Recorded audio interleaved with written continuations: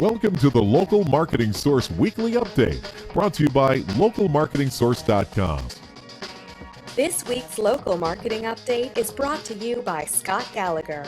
Scott is the co-founder of Local Marketing Source and has become the recognized expert in providing online marketing services to local businesses. Follow Scott on Twitter at ScottGallagher5 and on Facebook.com/Scott P. Gallagher. So we've got Scott Gallagher is my name today. We're here for our weekly local marketing update for LMS students. Now, next week's call is going to be Wednesday, March 25th at 4 p.m. Eastern. And guys, don't forget to subscribe to our weekly podcast on iTunes or our channel on YouTube. Now, this week, I've got to vent a little bit. If you were in the Facebook group this afternoon, you saw a little bit of my venting. And I've got to do some research on this because I've got a client, dentist, that has been informed by their attorney as well as the state of Illinois that they cannot use the word specializes in. And you can imagine how many profiles. We've been with the client for a couple of years. That's how we created their profile sheet 2 years ago. I can't imagine how many sites are out there that have this. And of course, when you go and make an update, they've got to, take some time. But interestingly, on sites like YELP, it's their own native language. My question is, well, if this is a problem for one dentist in the state of Illinois, it's got to be a problem for every dentist in the state of Illinois, and probably a problem for every dentist in the United States, because that is something that's regulated by the FCC, which is the Federal Communications Commission in, I don't know if it's plural, in the United States. So I'm going to give you guys an update on that. I haven't been able to read anything about that from any of the marketers that are out there. I don't know what the deal is here. It's frustrating. So, but on that note, the three things we're going to talk about today, the very first one is, of course, YELP and the story that just won't die. What the hell that's going on? Some pretty exciting news. I'm kind of excited about what I'm going to talk about with YELP. Next, algorithm update. Everybody that's listening to this, get all a little fearful because remember Panda and Penguin? Do you know how many websites Panda affected? I think it was around 12%. Do you know how many websites Panda? Did I just screw those up? Panda? Let me check my notes so I don't screw it up here. Panda was 12%, and Penguin was 4%. And these are the two biggest updates that Google does in their algorithm. Do you know how many updates Google does a year on their algorithm? Last year they did 900.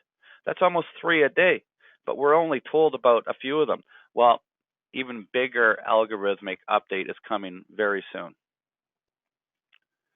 It's going to affect approximately 40% of websites. This is massive.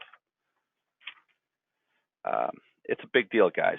This is really going to shake up the community. We don't know exactly when that this update is coming, but it was announced by a Googler at one of the most recent events. And all that they've said is it will launch. The dates are around Google. I'm telling you, there's potheads all over Google, guys. I watch TV at home, and I got a little YouTube app that I watch, and Google's updated their app, and I still use the old one because it does not have commercials. And they're getting rid of their app, and they're getting rid of it on April 20th. Well, if you know anything about April 20th, that's, an international pot smoking day, weed day. Well, Google is launching their mobile-friendly update on or around April 20th of what this Googler has said. How do they come up with these dates? I'm convinced. Yeah, well, 420. It's going to be an interesting day. Maybe it's because everybody gets stoned and just does not worry about it. I know that there's a few potheads in the internet marketing industry. I've been offered marijuana before from those people. You can't work that way. But the point is that this is going to be a big update, and it's called a mobile-friendly update. And so we got to sit back and think about, okay, what's happening here? Well, it's likely going to affect local businesses because when we talk about mobile-friendly aspects, not a majority, but a good portion of mobile activity is local related. And so if you're cruising around and you've got your mobile device, what's going to make a good mobile website? Well, bandwidth is important. So page loading speed is important. We've seen this built into the algorithm 2 years ago. So make sure your mobile sites they grow. What about, running your mobile site through Google's free mobile tester and fixing any of the problems that they come out? Well, what's some of the problems that they show you? Text is too small. Well, duh, that's obvious. So I bet dynamic websites that are mobile dynamic, that change. What's the technical term for it? Well, who cares? I believe it's dynamic. Oh God, I got a brain fart. It frustrates me when I get there, but nonetheless, maybe I'll do better on 420. The fact that a website changes the image sizes, changes everything, but text sizes, for example, should not change significantly on a mobile device. So those are going to be factors as well that we're looking at. I believe that if you're following all the best practices that we've talked about for mobile sites in the last 2 years, you're not going to be hit. I'm not that concerned. I know, and watch, the industry is going to be in uproar on April 21st, 2015. There's going to be, the blog sites are going to get going, Twitter's going to be going, Facebook, and people are going to be frantically running around going, holy fuck, how do I fix my sites? And I'm telling you right now, I know what's going to happen. LMS students are not going to get the fluctuations. It's ever since we've been in business, it's just the nature of it. Well, it makes sense because the algorithm updates are ridding people of black hat strategies. Those people are trying to manipulate an algorithm. Heck, I was with a client yesterday. Man, this client frustrates me sometimes. And I was at his office, and what was it? We're talking about review systems. And back in the day, we used to have an ROS inside of businesses. That's a review operation system or a review terminal right inside. And then Google basically filtered out all those reviews because of IPs. In other words, you don't want customers or patients leaving reviews inside your office. And so I'm trying to figure out new ways, and I'm actually in the process of building a review acquisition program that's going to be launched to local marketing source students as a part of your membership. It's also a tool that I eventually want to sell to local businesses, but as a member, you'll get privilege to it. In any event, so obviously I can't tell you too much about it right now, but what it is going to evade is we're going to be able to, and I'm positive this is going to work, we're going to be able to capture, consumers are going to be able to leave a review on a review terminal inside the client office, so the conversion rates are going to be significant. When they say strike when the iron's hot, well, your conversion rate for reviews is going to go up significantly. And I'm talking to my prospect yesterday. Well, why don't we create a dynamically changing IP address that just changes, so every new patient that leaves a review, it's a different IP address? I'm like, man, no. I said, that's manipulation. We're manipulating the algorithm. And he looks at me and goes, so? I said, no. I don't know how they're going to catch you, but they're going to catch you one day. You can't do that. So I'll leave it at that. Obviously, my system that I'm building is not going to have that problem in it. It's going to be in 100% compliance with everything, and there's some added bonuses to this system too that I'm just so stoked about, because you implement it into the client's office, boom, you immediately have the opportunity for a $400 or $500 a month service that's an upsell. That as you guys as students, I can tell you right now that you can give a 30-day money back guarantee to that upsell if you don't show that customer return on investment within 30 days. It should be that easy to sell those services like that. I'm going to charge about $100 a month premium for this review acquisition system. I think that reviews are the digital form of word of mouth advertising. And there's no better form of advertising that's out there. I think that reviews is something that we're going to start to see. And if we could really focus on creating heroes, you follow, and I can go and I'll pull out my marketing books and pull out and blow some dust off of it. And some of the strategies that marketers use, I mean, we're talking old school marketing, a marketing department and corporations and whatnot, creating case studies and finding these quote unquote heroes inside a business. And then leveraging those heroes. And it's just amazing when you start to talk about concepts of culture and subculture and cult-like aspects inside organizations, how easy it is to leverage this word-of-mouth advertising. Well, nobody's doing that on a digital front. The tools aren't there to be able to leverage it from a digital front. And the best businesses in the world have built systems in the past to be able to do this. Why can't we replicate that? Why can't we digitize that? Why can't we put effort into it?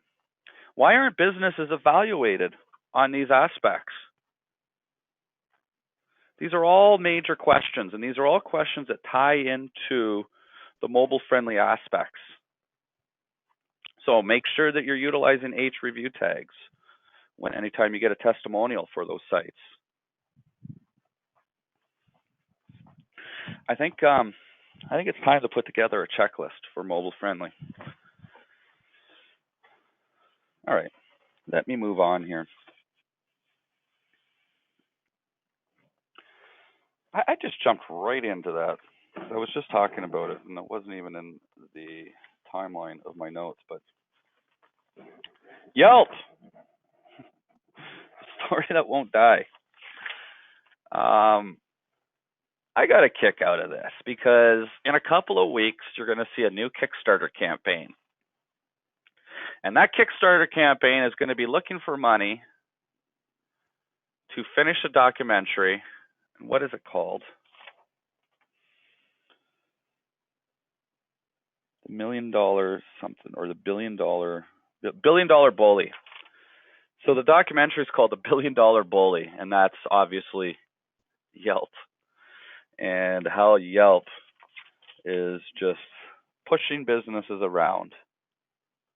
And what was I just talking about with the other aspect? The fact of the matter is, guys, is YELP could get his, the United States of America is driven by money. You don't have to live here to know that.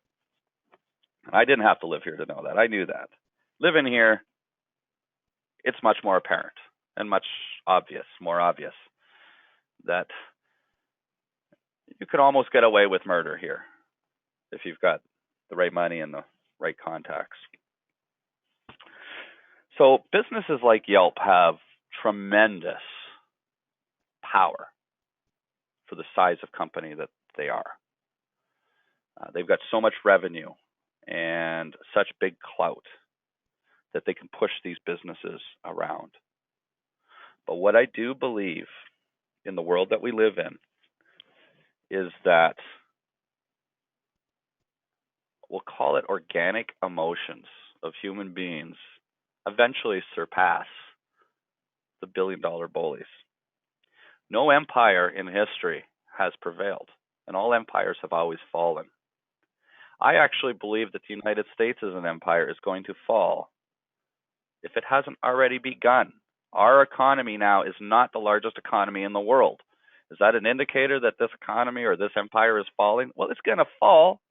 Every empire has fallen, except empires like the Romans stay in power for 1,000 years, and Americans, well, yeah. So, Microsoft, I mean, they had 98% market share one day when Apple had 2% market share, and Apple was on the brink of bankruptcy in 1997. 12 years after being almost going bankrupt, Apple becomes the largest, richest company in history and on the planet. companies like Yahoo. I've got a Guinness Book of World Records, year 2000, inside my washroom. It's what I read. And so I could tell you an infinite number of statistics about the year 2000. And, in the internet section, it's really neat to watch in there because the most downloaded person and, the biggest hard drives, and the numbers are just unbelievably small compared to what exists today. But even back then, you look at some of the big players that were out there and how rich some of these people were, and how they point is they're going to fall. Businesses and empires fall. And I think that Yelp is that bully that is trying to set the rules, that they are the Yahoo. And I believe that a Google version of Yelp, not necessarily Google the brand, but the type of business and the organic philosophies and mentalities, are eventually going to surpass this massive local behemoth that we've got. Yelp is the second largest local search engine on the internet, Google being number one. And interestingly, Google has tried to replicate features of Yelp, and they've failed at replication of it, and other areas that they've failed. But something has got to happen. Something's going to change. It's a really exciting time in the next couple of years. So there's my talk about Yelp. And, I guess just on that note, since we've talked about algorithms and changes of local and whatnot, is what's going to happen, what are you looking for in 2015?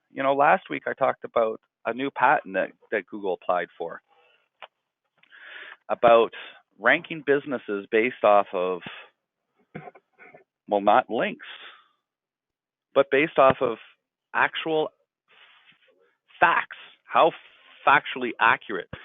And interestingly, the SEO community, a couple of people turned around and said, that's a big conspiracy. If this happens, the internet's done for. You're not going to be able to do that, and big brands and big business are going to be able to push. And I don't think that's the intention of Google. I really don't think so. I still believe in this company, and but it's like, well, where are links going to be? And where are they dead? There's SEO experts that say they're dead. When an LMS student just published a piece of content recently that said, if you think link building is dead, think again. Well, it's the truth. Link building, it's a bullshit statement to begin with. Anytime I hear somebody talk about link building, I know immediately that they don't get what they're doing with SEO and they are on the wrong track. What is link building? It's just exposure. What's citation building? It's just exposure. A citation and a link is the exact same thing, in my opinion. It's just exposure of that business. We happen to label them a little bit differently because a link is a URL that's got HTML code wrapped around it that somebody could click on and bring them and opens up a new page, or goes, where a citation is in the form of a NAF, which is name, address, and phone number, and maintains consistency. And okay, all right, we've got those two labels. What about what do we call just the local newspaper talks about Johnny at Johnny's Chocolates, and that's it. That's not a citation, and nor is that a link. But it's exposure, and it's going to help that business. And I can guarantee you that the search engines have all of that built into their algorithm, that they're able to see this stuff and give authority to that exposure. Of course they are. So where's link building going to be in 2015? How has it changed? Why are these SEO experts talking about how the link building business is changing in 2015? And this person talks about this and how you can hedge your best bets on that. And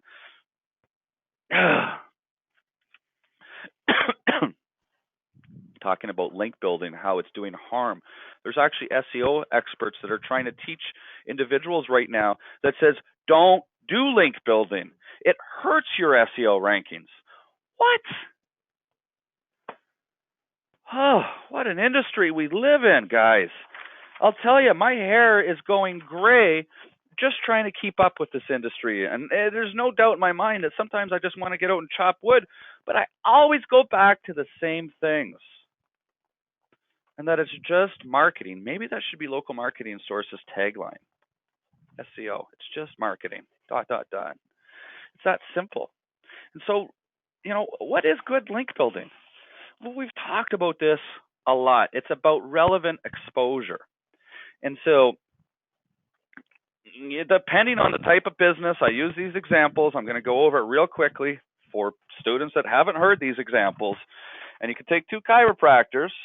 You can take any two types of businesses, McDonald's and Burger King. It doesn't matter. You could take two chiropractors. They both go to the same school. They both have the same degree, and they have same accreditation, except one chiropractor makes his living and money from insurance companies by fixing people that have been in car accidents and have back pain, where the other chiropractor, right beside them, collects his money by creating a wellness lifestyle with an individual and teaching them about nutrition and exercise. At the end, they both get adjustments. The results are very different. So the positioning and marketing is very, very different. One is looking after people that are hurt, that are in pain, that are grumpy. The other one is looking at people that are really trying to improve their lifestyle, improve their lives.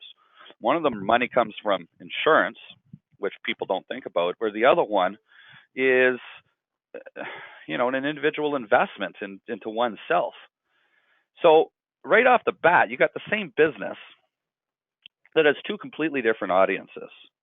We could take each of those audiences and segment them based off of age, based off of location. We call that customer customer segmentation. And we can create different groups. Our industry calls these groups profiles. Marketing schools call these customer segments. And then we will create marketing material. So we'll use these two examples, the chiropractor for the wellness. I'm going to create a piece of marketing material. It's going to be an article. That article is going to talk about certain exercises that everybody should be doing in every morning. And the reason for that is to remove some of the subluxations in the spine, allow all of the organs to have optimal communication, and then the body innately can heal itself. It's a great article. You can go and get it published in the Suburban Woman. It's a free publication that almost every local business has it in their area around here. They're always looking for content to be able to get in there. It doesn't cost me anything, and it's written by my clients.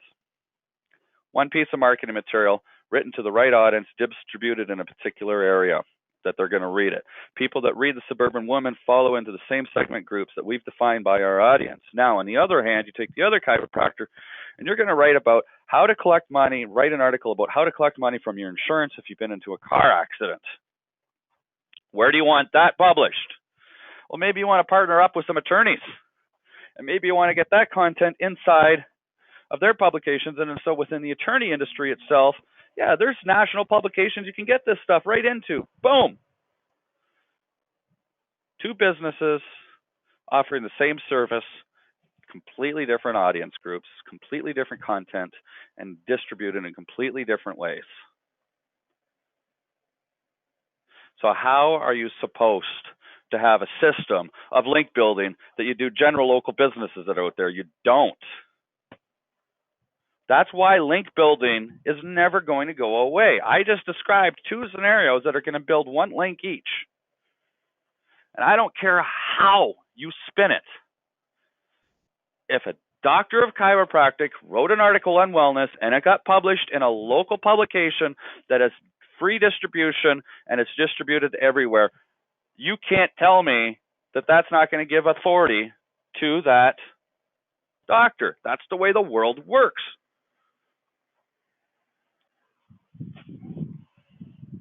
So I just want to remind everybody, if you're seeing what you're seeing out there, I know some of you follow others that are out there. How many? I'm getting content put on the Udemy right now. I don't know if you've heard of Udemy, but it's an online. It's a place for teachers like me that can go and create courses and put them up there. It's beautiful.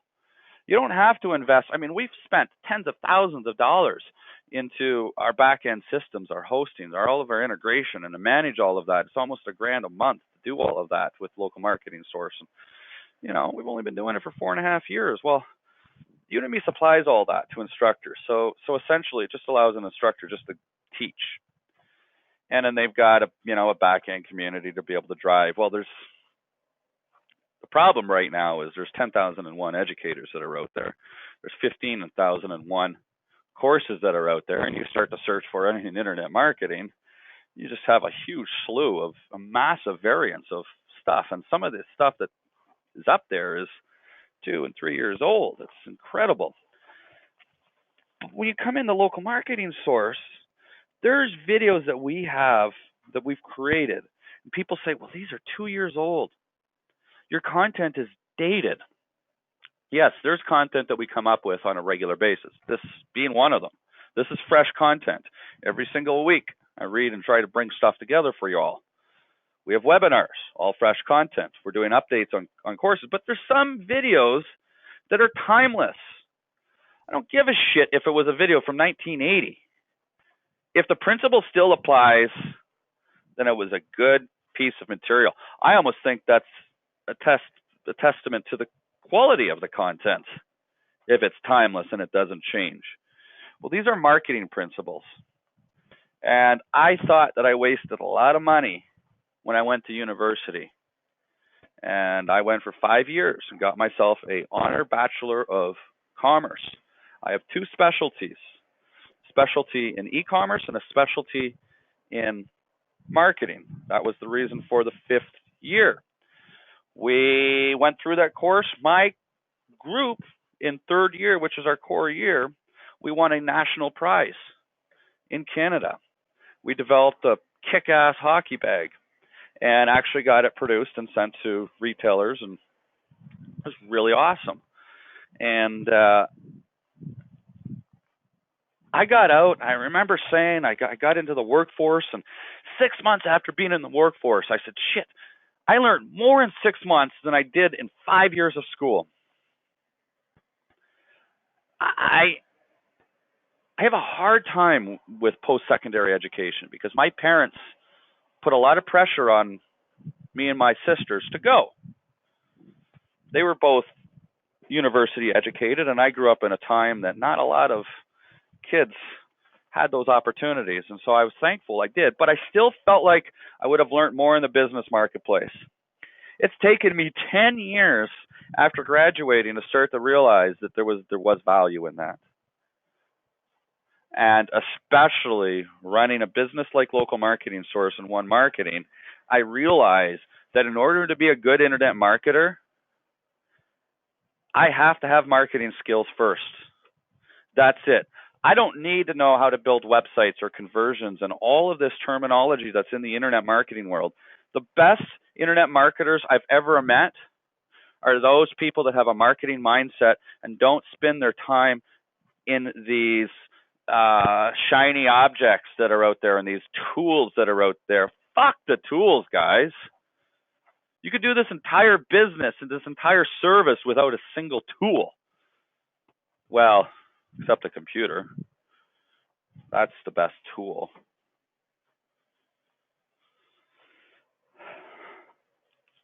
All right, there's my rant.